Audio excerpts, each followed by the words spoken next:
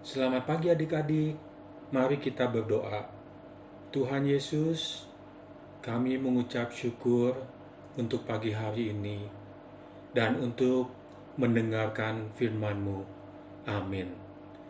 Pembacaan Alkitab diambil dari 2 Tawari pasal 1 ayat 11. Oleh karena itu yang kau ingini dan engkau tidak meminta kekayaan, harta benda, kemuliaan, atau nyawa pembencimu, dan juga tidak meminta umur panjang, tetapi sebaliknya, engkau meminta kebijaksanaan dan pengertian untuk dapat menghakimi umatku yang atasnya aku telah merajakan engkau.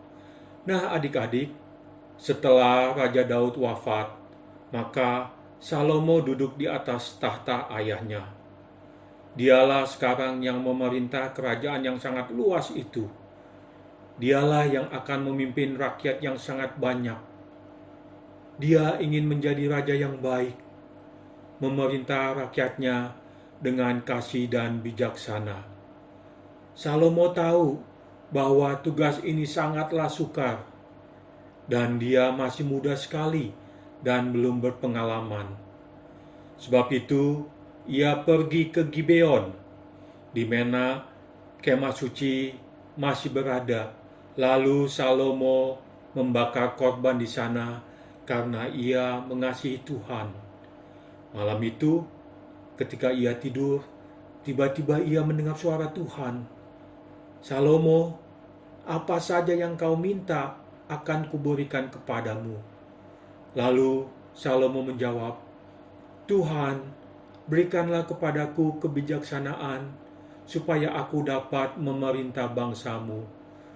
Jawab Tuhan kepada Salomo, aku akan memenuhi permintaanmu. Aku akan menjadikan engkau seorang raja yang bijaksana, pandai, dan cerdik, sehingga tidak ada tandingannya, baik di masa lampau maupun di kemudian hari. Dan kepadamu akan kuberikan kekayaan dan kuasa. Dan jika engkau menurut kehendakku, akan kuberi umur panjang kepadamu. Nah adik-adik, pada suatu hari, datanglah 2 perempuan menghadap Raja Salomo dengan seorang bayi lelaki. Perempuan-perempuan itu mengatakan, mereka tinggal dalam satu rumah, dan masing-masing memiliki seorang bayi.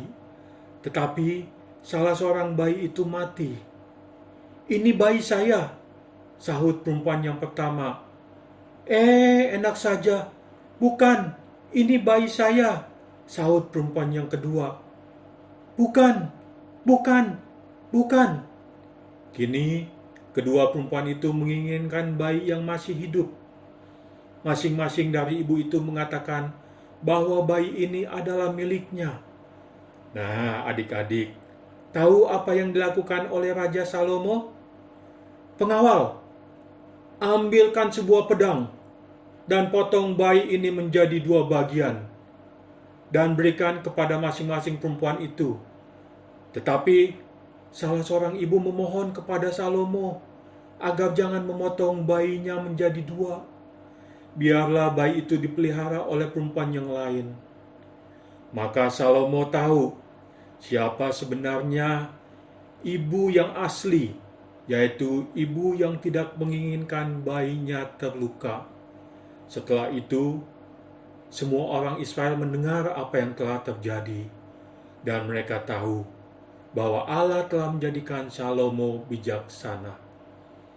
Sungguh menarik kisah Raja Salomo yang bijaksana. Salomo tidak minta kekayaan untuk memenuhi keinginannya, tetapi dia meminta hikmat dan bijaksana supaya dapat mengatur rakyatnya. Salomo memperhatikan rakyatnya. Bagaimana dengan adik-adik? Apakah adik-adik juga memperhatikan orang lain?